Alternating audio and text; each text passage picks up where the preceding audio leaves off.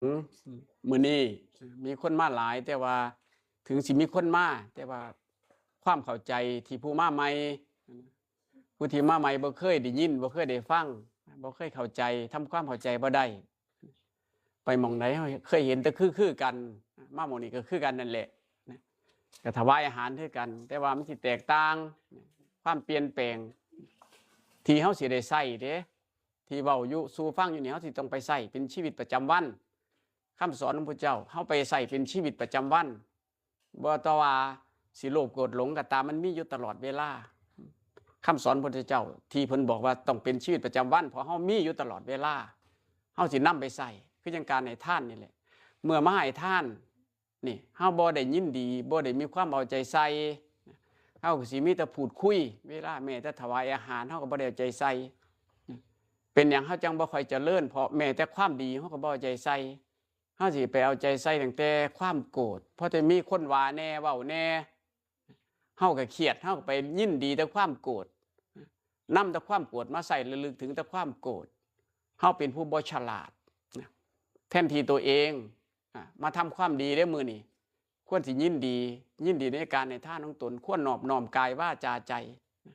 เฮาบ่รู้จักบ่เคยได้ยินเฮาก็บ่รู้จักว่านอบน้อมเป็นจังได๋น้อคำว่านอบน้อมโดยกายก็รู้จักพนมมือรู้จักมีความเคารพนะในที่ตนเองพอเหตุไปได้ที่ดีที่สุดสำหรับตนเองที่สวยงามสำหรับชาวพุทธนอบน้อมโดยว่าจาเวลาเพิ่นเว้าก็บ่โซเลบ่สวนบ่เว้าแย่งกันบ่แย่งเว้าเพิ่นนอบน้อมด้วยใจเฮามีอยู่แล้วแต่เฮารู้บ่จริงในใจมันจริงแต่ความที่เห็นมันบ่จริงเพราะเฮาเห็นบ่เป็นบ่เข้าใจในคำสอนเคยได้ฟังแต่ยะถาสัพพีก็ตามได้ฟังแต่เพิ่นบอกให้หยาดน้ำความจริงคำว่ากวดน้ำใจตามที่จริงภาษากวดน้ำมันบ่มีดอกมีแต่ว่าอุทิศส่วนกุศลในครั้งหนึ่งที่พระเจ้าพิมพิสารทำบุญแล้วพระพุทธเจ้าไปเป็นประธานพอเอาน้ำไปล้างมือให้เพิ่นประเทศน้ำเอาน้ำเข้าไปให้เพิ่นล้างมือเพิ่นบอกว่าอุทิศผู้นั้นก็คิดถึงอิทังโนยาตินังโหตุสุขิตาโหตุยาตโยภาษาเพิ่นเว้าเพิ่นว่าจังซั่นก็ตามแต่ภาษาบ้านเฮาโอ้ยขอญาติของพระเจ้าเป็นผู้มีความสุขเถิดมาแปลเป็นบ้านเฮาว่าจังซั่นนะพอเขาไปถวายอีกยกเขาไปเพิ่นหลุดมือพระพุทธเจ้าว่าอุทิศเพิ่นว่าคิดถึงอีกที่สิจังซี่เพิ่นว่าเพิ่นก็ว่าขอญาติของพระเจ้าทั้งหลายจงเป็นผู้มีความสุขในขณะนั้นญาติของเพิ่นได้เข้าป่าอาหารร่างกายอุดมสมบูรณ์ร่างกายเปลี่ยนแปลงในขณะนั้นเลยในขณะนั้นเพิ่นว่านั่นแหละคำว่าอุทิศเฮ็ดจังซั่นบ่แม่นไปเทน้ำหยาดน้ำความที่เฮาบ่เข้าใจเฮาเห็นแต่เป็นประเพณีสืบกันมาสร้างความเข้าใจบ่ได้ความเข้าใจว่าท่านมีเฮาก็เลยเฮ็ดไปตามนั้นแม้แต่ตัวเองมาให้ท่านในคณะแต่ให้ท่านเฮาก็บ่ได้สนใจเป็นหยังเพราะเฮาบ่รู้จักคำว่าสนใจเป็นเอาใจใส่เป็นใดยินดีเป็นจังไดเฮาก็เว้าโสเลเป็นเจ้าอยู่พุ่นเป็นใดลูกเจ้าเป็นใดคนนั้นเป็นใดคนนี้เป็นใดเห็นบ่เฮาบ่ได้สนใจบ่ได้ใจใส่เบิ่งออกตัวเวลาไปวัดผู้บ่มีความรู้บ่มีความเข้าใจบ่ได้ฟังคำสอนเป็นขึ้นนกเฮาเคยเห็นบ่นกกระจอกเสียงก้าวจะได้แม่นมีหยังก็ซ้ำนั่นล่ะที่เฮาบ่เข้าใจมันเป็นจังซั่นแต่ว่าที่เฮาบ่เข้าใจซุมื้อเพราะเฮาบ่เข้าใจในคำสอนภาษามันคนละภาษาเฮาบ่รู้ความหมายบ่เข้าใจภาษาอธิบายสู่กันฟังบ่ได้เฮาก็เลยได้แต่ยะถาสัพพีอายุวันโนสุขังพลังเพิ่นบอกให้มีอายุยืนนานผิวพรรณผ่องใสมีความสุขเลยก็มีกำลังมันเป็นจังได๋จังสิได้เฮาบ่สงสัยเพราะเฮาบ่เคยได้ยินเฮ็ดจังได๋สิได้นอสิ่งที่เพิ่นเว้าต้องมาสอบถามต้องมาพูดคุยบ่เฮาได้เด้เสียจังได๋นออายุยืนนานเฮ็ดจังได๋นอผิวพรรณผ่องใสจังได๋มีความสุขเฮ็ดจังได๋จังเอิ้นว่ามีกำลังแม่นบ่เฮาบ่รู้จักเฮาบ่เคยได้ยินบ่เคยได้ฟังพอมาวัดเฮามีแต่โสกันแทนที่สิยินดีญาติของเฮาพ่อรู้ว่าไปหม่องนี้ได้บุญนำอุทิศบุญเป็นจังซี่เขาสิแตกมาโลดเขาสิมาบักหลายโลดคือจังเป็นหยังคือจังเฮาให้ทานเพิ่นว่าหม่องนี้ได้แจกทานเฮาสิไปญาติก็ตามบ่ญาติก็ตามมาแจกทานเมื่อมาทำบุญนี่คือซ้ำกันกับแจกทานเลยเด้พูดผีของญาติของเฮาเอิ้นว่าพูดผีก็ตามญาติของเฮาผู้ที่ละไปแล้วว่าแต่เทวดาก็ตามเขาสินำมาเลยเขาสิเห็นอยากได้บุญนำเฮาเพราะมาหม่องนี้แล้วสามารถระลึกถึงเขาได้อุทิศส่วนกุศลนั้นได้คือฝ่ายดีแต่เฮามาเวลาถวายอาหารเฮาบ่ได้ยินดีแต่เฮามีโอกาสที่สิได้ระลึกความดีเป็นหยังเวลาเฮ็ดยามใดเพิ่นว่าให้ระลึก การทำความดีเอาน้ำให้คนอื่นกินก็ตามมีคนใส่เฮาก็ตามเฮาหยิบมาให้ก็ตามเป็นการทำความดีนอกจากตัวเฮาเอิ้นผู้อื่นเมื่อเฮ็ดไปแล้วเอิ้นว่าทำความดีทั้งหมดเฮาสามารถระลึกส่วนดีฝ่ายนี้ให้คนที่ตายไปแล้วได้บ่ว่าจะพูดผีปีศาจทั้งหลายก็ตามที่เขาเป็นญาติบ้างเป็นเจ้าหนี้เจ้ากรรมนายเวรเฮาก็ตามเขาอยากได้ส่วนนี้เพื่อไปเกิดใหม่เพื่ออยากดีขึ้นแต่เฮาบ่ค่อยรู้จักบ่เคยได้ฟังบ่เคยเข้าใจเฮาก็เลยบ่ได้สนใจบ่ได้เอาใจใส่แม้แต่คำสอนคำว่าศาสนาเฮาก็บ่ค่อยรู้คำว่าศาสนาคือแนวทางศาสนาพุทธคือแนวทางต่างๆของผู้รู้บอกไว้หลายๆอย่างเฮาก็บ่รู้เฮาบ่รู้ว่ามันเป็นประโยชน์จังไดบ่รู้ว่ามันมีคุณค่ามากขนาดใดเฮาก็บ่รู้เฮาก็รอแต่ว่าพุ่นแหละรอสิตายบ้างอายุ60 70บ้างจังสิไปฟังความจริงนะมันบ่ได้สำคัญตรงนั้นสำคัญที่ว่าทางเฮาเข้าใจได้เอิ้นว่าสำเร็จถ้าเฮาเข้าใจได้คิดได้ถูกต้องเอิ้นว่าบรรลุธรรมคำว่าบรรลุธรรมคือเกิดความเข้าใจตามที่เพิ่นบอกตามที่เป็นจริงตามที่พระเจ้าเพิ่นเว้าให้เฮาฟังได้นั่นล่ะเพิ่นว่าบรรลุธรรมถ้าภาษาเพิ่นเอิ้นว่ามีดวงตาเห็นธรรมเห็นบ่มันง่ายๆนึงในเรื่องมันเป็นเรื่องง่ายๆถ้าทำความเข้าใจได้เป็นว่าดวงตาเห็นธรรมเกิดขึ้นแล้วเพราะแต่ดวงตาเห็นธรรมความเปลี่ยนแปลงในชีวิตนั้นก็สิเกิดขึ้นพระเจ้าเพิ่นบอกให้เจริญสติเด้อให้จังได๋สิเจริญสติที่ให้เฮ็ดให้เบิ่งมื้อนี้กับผ้าถวายอาหารนี่แหละให้คิดอยู่บ่เศร้าระลึกอยู่บ่เศร้าแม่นไผแน่เป็นญาติเฮาแม่นไผแน่เป็นเจ้ากรรมนายเวรเฮาเทวดาเฮาทั้งนั้นญาติของเฮาทั้งนั้นเขาก็อยากได้บุญอยากมีความยินดีกับเฮาเพราะเฮาเคยเป็นญาติกันมาเด้แต่เฮาบ่ได้เอาใจใส่เฮาก็นั่งไปเฮาบ่รู้จักเพิ่นว่าเฮาบ่รู้เฮาบ่ที่แม่นชาวพุทธเฮาไปเห็นผู้ใดเขาทำดีเฮาอนุโมทนาสาธุเฮาดีใจนำเขายกมือขึ้นโอ้เทพเจ้าได้เห็นนี่เป็นบุญของท่านหลายเนาะแม้แต่ข้าพเจ้าเองยังบ่ได้เห็นเลยข้าพเจ้าขอยินดีกับท่านเด้อสิเห็นบ่บุญเนี่ยเทวดารักษาข้าพเจ้าบุญเนี่ยเจ้ากรรมนายเวรให้ผู้ใดเขาว่าได้เขาอยากได้ส่วนนั้นเพราะเขาอยากเปลี่ยนแปลงเฮาเองบ่รู้บ่เข้าใจเฮาเองบ่เคยเห็นบ่เคยได้ฟังบ่เคยได้ยินเฮาก็เฮ็ดบ่ถูกเฮ็ดบ่ถูกเพราะหยังเพราะว่ามันชาวพุทธคือชาวผู้รู้พอตะรู้แล้วอ๋อทานเป็นแบบนี้ก็ง่ายตัวเนาะทานเป็นเอาน้ำให้คนกินเฮาดีใจพร้อมโอ้ยได้ซอยเหลือเพิ่นมื้อนี้เฮาได้เฮ็ดดีแล้วเด้ ญาติของพระเจ้าผู้ใดเห็นข้าพเจ้าทำดีอนุโมทนานำข้าพเจ้าเด้อสิเขาก็ได้แล้วแต่เฮาบ่ได้เฮ็ดจักเทื่อเฮาบ่ยินดีจักเทื่อเห็นบ่เฮาบ่เพิ่นถึงว่าชาวพุทธคือชาวผู้รู้เท่านั้นจังสิเฮ็ดถูกผู้รู้เท่านั้นจังสิเป็นไปได้ถ้าบ่รู้เฮ็ดบ่ถูกบ่เข้าใจข้านี่เฮาเฮ็ดดูๆผู้นั้นก็ใส่ผู้นี้ก็ใส่คือจังถวายอาหารนี่ที่นี่เพิ่นถวายไปก็สามารถระลึกได้เฮ็ดอยู่บ่อยๆสติคือความระลึกได้สัมปชัญญะความรู้ตัวก็เกิดขึ้นหยิบสิซอยเหลือคนบ่ได้ก็ระลึกได้เห็นบ่พระพุทธเจ้าบอกภิกษุทั้งหลายเธอจงควรเจริญสตินี่แหละการเจริญสติที่ดีแต่เฮาบ่รู้บ่เคยเห็นบ่เคยได้ยินเฮาก็เลยคิดว่าเป็นเรื่องเล่นๆหัวคำสอนเป็นเรื่องล่อให้ผู้เฒ่าล่อตอนเฒ่าล่อโอกาสตอนรอสิตายเฮาบ่เคยได้ฟังเลยนางวิสาขาพอฟังแล้วเกิดความเข้าใจได้แล้วละส่วนนั้นได้ที่บ่ดีที่บ่ถูกนั้นได้นั่นน่ะเพิ่นว่านางวิสาขาดวงตาเห็นนำแต่อายุ7 ขวบเพราะสร้างความเข้าใจได้เฮาบ่รู้จักเฮาเคยอ่านเป็นหยังเพิ่นจังเข้าใจได้ก็พอเป็นภาษาบ้านเพิ่นเว้ากันแล้วมันเข้าใจง่ายคือเฮาเว้ากันเนี่ยเป็นภาษาบ้านเฮาเข้าใจง่ายเด้คำว่าอุทิศแปลว่าคิดฮอดคิดถึงระลึกถึงเฮาเข้าใจบ่เข้าใจพอตาให้ท่านสำเร็จนั่นระลึกได้เลยนั่นเฮาเฮ็ดจังซั่นเฮาไปอยู่ไสก็ตามเฮาเฮ็ดเฮาช่วยเหลือคนทำความดียามใดเฮาสามารถเฮ็ดได้มันเป็นชีวิตประจำวันที่เฮาเป็นอยู่นะพอเฮ็ดจังซี่บัดนี้การที่เฮาบ่รู้จักเฮาก็เลยบ่เข้าใจเฮาก็เลยบ่ได้เฮ็ดจักเทื่อเฮ็ดดีไปแล้วเฮาก็บ่สามารถระลึกได้จักเทื่อนั่นแหละมานี่ถึงว่าสร้างความเข้าใจพอสร้างความเข้าใจเฮาเฮ็ดเป็นชีวิตประจำวันผู้ใดใส่เป็นวาสนาแล้วที่เขาได้ใส่เฮาที่เฮาสิได้ทำความดีสิได้ทำความเจริญแต่เจ้าของบ่น่าไปคิดว่าเฮ็ดใส่ตะกูเด้เฮาบ่มีโอกาสเด้บ่แม่นง่ายๆเด้ที่เฮาสิได้ทำบุญสิได้ทำความดีมีคนใส่เอาน้ำไปกินเป็นวาสนาเป็นบุญที่ดีเราได้เฮาได้ทำความดีถ้าเฮ็ดลงไปหันเฮาโอ้ญาติของพระเจ้าเอ้ยดีใจนำพระเจ้าเด้อบัดนี้ข้าเจ้าเฮ็ดความดีแล้ว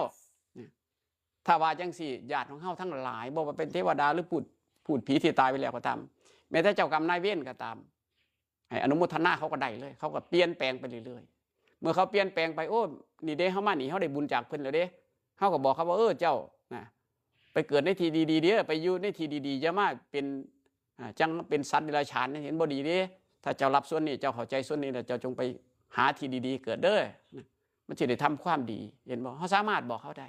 แต่เขาบ่เคยรู้บ่เคยเข้าใจบ่เคยได้ฟังเพราะบ่รู้บ่เข้าใจบ่ได้ฟังเป็นยังไงมันกับบ่ฮู้จักหยังเพิ่นนึกว่าชาวพุทธคือชาวผู้รู้ผู้ตื่นผู้เบิกบานรู้แล้วทำความเข้าใจได้มันก็ตื่นจากความงมงายที่เจ้าของบ่ฮู้จักหยังอ๋อถ้ามันง่ายสำนี้เอิ้นว่าสบายใจนั่นเพิ่นว่าผู้เบิกบานก็สบายใจยินดีเมื่อเฮ็ดไปแล้วก็ยินดีในการของท่านของตนการที่เฮาสละออกครั้งนี้ก็ยินดีแล้วเด้ถ้ามื้ออื่นเฮาตายเฮาบ่ได้เฮ็ดอีกเด้ถึงถามว่ามื้อนี้เฮาเฮ็ดแล้วถึงควรยินดีถ้ามื้ออื่นเฮาบ่ตะถ้ามื้ออื่นเฮาบ่ตื่นเฮาก็ตายเลยเด้เฮาเคยถามเจ้าของจักเที่ยไปว่าเฮาเฮ็ดบุญหลายถ้าเฮาตายไปเฮาสิได้บุญส่วนนี้พอประกอบตัวให้มันดีขึ้นบ่เฮาบ่เคยคิดเฮาคิดแต่ว่าเฮาสิอายุยืนบ่เคยคิดว่าเจ้าของสิเก็บไข้ได้ป่วยเฮาเห็นแต่คนอื่นแต่เฮาคิดบ่ได้เบิ่งออกบ่แม้แต่เฮาไปเห็นคนตายที่เพิ่นอยู่ถึงเม่นก็ซ้ำเฮาก็ไปยกมือไหว้ก็แล้วไปเมื่อก่อนเขาก็เหมือนเราต่อไปเราก็เหมือนเขาเพิ่นว่าเมื่อก่อนเขาเฮือนกับเฮาย้อนหยังย้อนเขาย่างเว้าคุยกินอยู่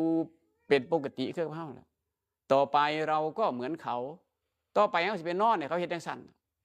มันสิเป็นอยู่ซั่นวกวนเวียนอยู่ซั่นแต่เฮาบ่รู้จักเฮาบ่เข้าใจเฮาก็คิดแต่ว่ามันเป็นเรื่องปกติก็นั่นแหละเรื่องปกตินั่นแหละเป็นเรื่องธรรมดานั่นแหละแต่มื้อนึงเฮาไปเป็นจังซั่นเฮาสิคิดจังไดถามว่าการให้ทานของเฮาพอยังดียังมากหรือยังพ่อทีถ้าเฮาเป็นจังซั่นแล้วสิได้บุญไผแม้แต่เฮาเองยังบ่ฮู้จักเฮ็ดมีไผแน่สิอยากเฮ็ดให้เฮาลองถามเบิ่งลองถามตัวเองเบิ่งแม้แต่เฮาเองยังบ่อยากให้ทานผู้ใดเขาสิอยากทานให้เฮา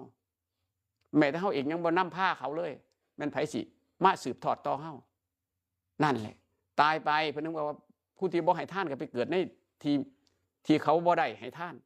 แม้แต่สิหิวอยากปานใดก็บ่มีผู้ให้ทานมันแยกแยะคือการกระทำนี่เมื่อเฮามาเกิดเป็นมนุษย์แล้ว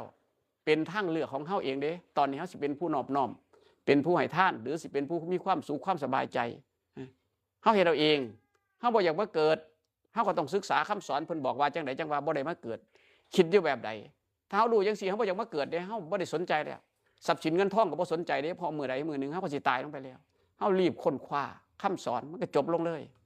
เพิ่นว่าข่อยบ่ได้สนใจดอกข่อยสิแบกหยังไว้นำแน่สิแบกแก้วแหวนเงินทองหาตายมันก็บ่ได้นะเพิ่นว่ามีความเห็นผิดเป็นจังไดเป็นจังเอิ้นว่าความเห็นผิดครับเมื่อเฮามีทรัพย์มากถ้าเฮาบ่ได้ให้ทานบ่ได้หยังเลยเฮาตายไปเฮาก็ติดอยู่กับทรัพย์นั่นแหละเพราะเฮาบ่ทันได้ให้ไผแต่ถ้าเฮารู้จักแล้วเป็นไดล่ะง่ายมากโอ้ยเอาแต่ไผสิเอาแล้วเพราะแม้แต่ร่างกายนี่ข่อยก็บ่ได้เด้ร่างกายนี่ก็ยังทิ้งอยู่เรื่องโลกนี่ข่อยสิหวังหยังสิว่าสิขี้ได้ขี้ดินว่าสิได้แก้วแหวนเงินทองว่าสิได้สมบัติในโลกนี้แม้แต่ร่างกายนี่ก็ต้องทิ้งเห็นบ่ถ้าผู้เข้าใจได้คิดไปจังซั่นเลยง่ายเลยเด้บ่ได้ยินดีเด้บัดนี้บ่ได้ยินดีอยู่นำมันไปซาดนั่นแหละมีมากก็ใส่ไปใส่เท่าที่มันเป็นไปได้เพราะหยังแม้แต่ร่างกายที่ว่าเป็นข่อยอยู่นี่ยังทิ้งอยู่นี่แล้วข่อยคิดว่าข่อยสิได้แก้วแหวนเงินทองทรัพย์สมบัติบ้านเฮียนขี้ดินมันก็บ่ได้ความเข้าใจผิดก็คิดว่าสิได้ตายจักเที่ยงสิได้ขี้ดินเฮาลองถามเบิ่งตายจักเที่ยงสิได้เฮียนแม้แต่เฮาตายไปแล้วลูกก็อยู่ต่อไปผู้อื่นอยู่ต่อไปบ่ลูกดอกเอิ้นว่าผู้อื่นก็ซ้ำอยู่ต่อไปแต่บ่ได้มาเกิดอีกก็บ่ได้อีกคือเก่าได้อยู่ส่ำนั้นตายไปนั่นแหละทางเลือกของเฮาเมื่อเฮามาแล้วเฮาสิอยากจังไดเฮาอยากได้แบบใดเฮาเฮ็ดเอาเองตอนนี้เฮามีโอกาสได้ฟังก็สามารถทำความเข้าใจไปได้แต่ว่าเฮาออกไปแล้วจักสิเป็นจังไดเด้จักสิตายบ่คนเฮาตายได้หลายเที่ยเด้มื้อนึงหายใจเข้าบ่ออกก็ตายหายใจออกบ่เข้าก็ตายเฮาถามมึงว่ามื้อนึงหายใจจักเที่ยนั่นมีโอกาสตายอยู่ตลอดเวลาเห็นบ่เฮาบ่ได้สนใจมันบ่ได้เอาใจใส่ค่อยเบิ่งแต่ผู้อื่นเฮาบ่รู้จักนอบน้อมความดีเข้ามาฮู้จักนอบน้อมแต่ความชั่วเห็นคนนั้นบ่ดีก็เครียดให้เขาน้อมเอาแต่ความชั่วนั้นมาใส่เพราะหยังเพราะเฮาบ่ฉลาดสิ่งที่ตัวเองทำดีก็บ่ได้นอบน้อมจักเที่ยบ่ได้น้อมเข้ามาคือจังเฮานี่แหละเครียดให้คนอื่นเฮาสิน้อมมาใส่ใจเจ้าของปาดโธมึงเก่งปานไหนวะปาดโธมึงดีปานไหนเห็นบ่นั่นเพิ่นว่าน้อมมาใส่ตนเองแต่ความดีเฮาบ่ได้น้อมจักเที่ยเห็นบ่แม้แต่การให้ทานว่ามื้อนี้กูดีเฮ็ดให้หันเด้มื้อนี้กูได้ทำบุญแล้วเด้อมื้อนี้ดีแล้วเด้ที่กูบ่ทันได้ตายก็คิดบ่ได้นะเพิ่นว่ามันบ่ฉลาดบ่เคยได้ฟังคำสอนเลยบ่นำความฉลาดมาใส่ได้ถ้าฟังคำสอนเฮาต้อง ทำความเข้าใจอยู่เลยฝึกอยู่เรื่อยๆนั่นแหละคำสอนมีประโยชน์จังสันพอตะรู้แล้วผู้ใดทำความเข้าใจได้เท่ากับทิ้งของสิ่งใดสิ่งหนึ่งไปแล้วความเบาก็เกิดขึ้นความสบายกายก็เกิดขึ้นความสบายใจก็เกิดขึ้นถ้าเข้าใจได้เพิ่นว่านี่แหละตัวสำคัญอานิสงส์คือผลพอได้มาความสบายความสุขใจความพอใจก็เกิดขึ้นนั่นเพิ่นว่าอานิสงส์คือผลพลอยได้มันซื่อเด้ที่เราเคยได้ยินคำว่าอานิสงส์คือผลพลอยได้ของมันผลพลอยได้เป็นยังไงคือเขาปลูกต้นไม้สิกินหมากมันเท่าได้เศร้าห่มนั่นแหละมันเกิดขึ้นแล้วห่มมันก็เลยผักแต่พอท่านได้กินหมากเฮาคือกันเมื่อเข้าใจได้รู้ได้เข้าใจได้ก็สิเกิดขึ้นกันพอละได้ที่ใดปุ๊บสำเร็จกินผลมันสิเกิดมาตามมาคือความสุขใจความสุขกายสบายใจสบายกายน่ะที่เพิ่นว่าเฮาลองเบิ่งทำความเข้าใจมันเบิ่งมันเป็นเรื่องที่เป็นเรื่องของชาวพุทธเฮาเด้มันเป็นเรื่องของชาวพุทธคือชาวผู้รู้ที่เฮาบ่รู้กะบ่แม่นชาวพุทธถึงที่เอิ้นว่าชาวพุทธก็ตามจังเฮาเอิ้นว่าพุทธเจ้า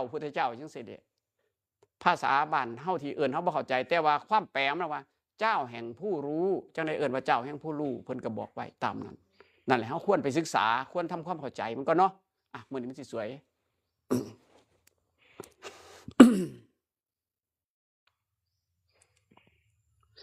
สัพพิติโยวิวัจจันตุ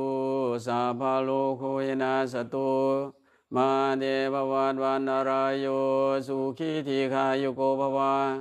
อภิวาทนาสิริสานิจังวุฒาปจายโนจัตตารโอธรรมาวัฏันติอายุวันโนสุขังภะลังสัมมาสัมพุทโธภะคะวาพุทธังภะคะวันตังอภิวาเทมิ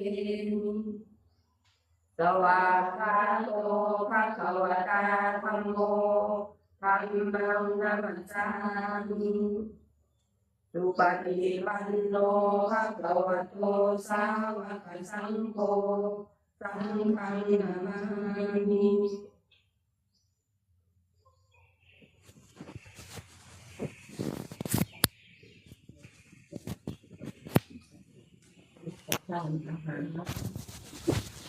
ปฏิภาณมีกินข้าวบ้าง กินข้าว ไปบอกทุกท่านอีกเวลา สิอยู่3 เดือนเลยติ ออกพรรษาแล้วจังกลับมาดิ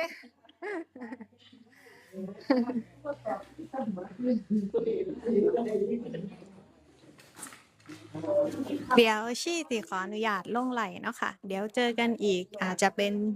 ช่วงเที่ยงเนาะเดี๋ยวเราเจอกันอีกนะคะขอบคุณทุกคนที่เขามาเบิ่งค่ะกะอนุโมทนาสาธุบุญเนาะมื้อนี้กะเล็กๆน้อยๆนะคะหลวงตาเทศสอนตอนเช้าเดี๋ยวเบิ่งก่อนว่าถ้าช่วงสายๆหลวงตาเทศสอนอีกเดี๋ยวชี่สิไหลให้เบิ่งเนาะขอบคุณมากค่ะอ๋อเดี๋ยวโชว์ญาติโยมนิดนึงลืมโชว์นี่กลับมาจากจังหวัดอุดรแล้วก็มีอุบลราชธานีนะคะแล้วก็มีญาติโยมที่อยู่แถวๆนี้เนาะเพิ่นก็มาทำบุญก็สาธุตอนนี้กำลังสิพากันกินข้าวค่ะขออนุญาตลงไลน์เนาะขอบคุณทุกคนนะคะที่ให้โอกาสเข้ามาเบิ่ง